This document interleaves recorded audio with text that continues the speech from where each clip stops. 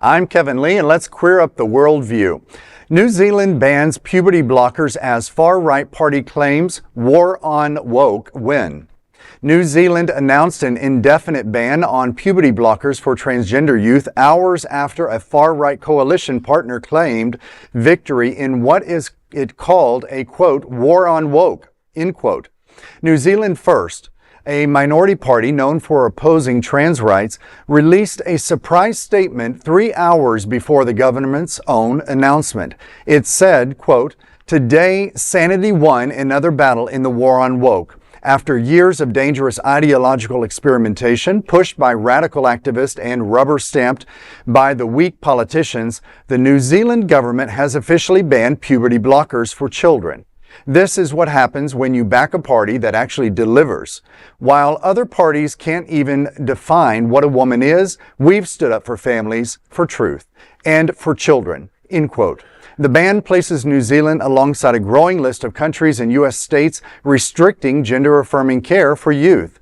Health Minister Simeon Brown called the move, quote, "a precautionary approach," end quote, citing a lack of high-quality evidence on puberty blockers, risks, and benefits. The ban takes effect on December 19th. Well, gender is a spectrum. It's not one or the other, as we know. And from my research, my background as a nurse anesthetist, and I've been in healthcare for 35 years. I know that I love the Cleveland Clinic, so I've actually done a little research. And what they talked about was that 1 in 2,000 births cannot be identified typically, visually, right, as male or female. So they call that intersex. So it's ambiguous genitalia. And it's definitely confusing. And there are other studies out there that say that 2 in 100 births, which would be 2%, are also ambiguous. So we have a lot of intersex taking place. There's a spectrum of gender, so we cannot continue to say, it just is ridiculous to me, quite honestly, if people are out there saying that there is one or the other gender when medically there's ambiguity. So it just kind of blows my mind that people can keep saying that. Yeah, this is the thing about the world that I fucking can't stand. Is when they make you feel like you are deformed, or when they make you feel like you are woke, when the word woke originally was that you were just informed, you were well informed, and you woke up the day and you said, I'm woke about this part of the world. I am informed. But they use the word against you, yes, and they create now this issue that wasn't an issue to begin with, and now becomes a world global problem. And it really, really pisses me off, because now they did this about gender. It wasn't an issue. It really isn't an issue, but you're making it one. Right. And now I'm the problem. That bothers me about this world. Let me tell you what the problem is. The problem is it is physicians who are making the decision to identify that child at birth, whether they're male or female. And so if it's ambiguous, who are you to decide my gender? Who are you to not put me through the testing to identify my chromosomal representation as biologically? And you know what? If you're going to identify me as male or female, don't you dare come at me later in life if I identify that I need to have gender-affirming care to correct your mistakes. I think that's medical malpractice, quite honestly.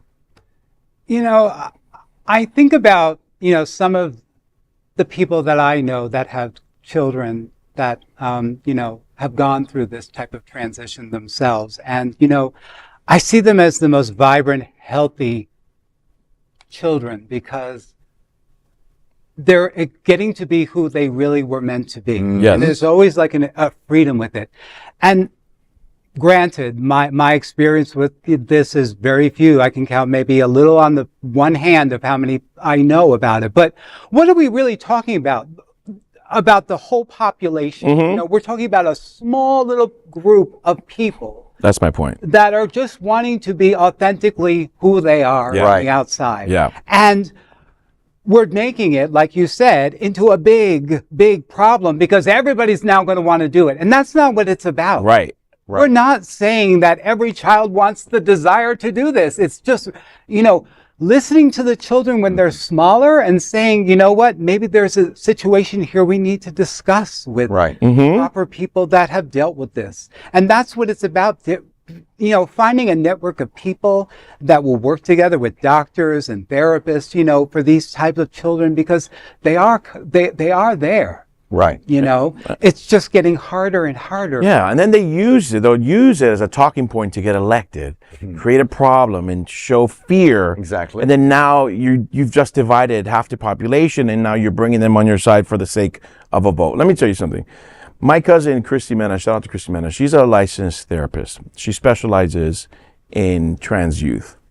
She tells me the problem is never the child. It is always the parent. When she sits and has a conversation with the child, it's completely normal and of sound mind.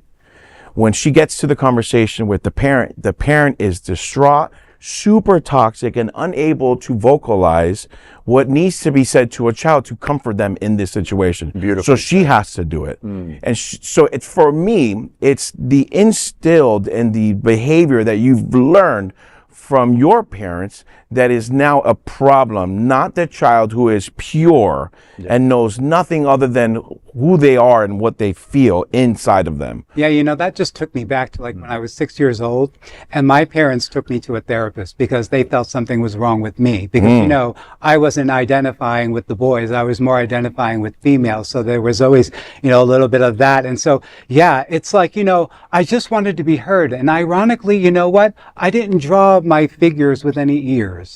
Huh. Interesting. Explains a lot. That explains a whole lot. I love that. That's great. There is no other queer nonprofit media platform like this in the entire world. Support our LGBTQ stories by sharing them and subscribing to Queer News Tonight.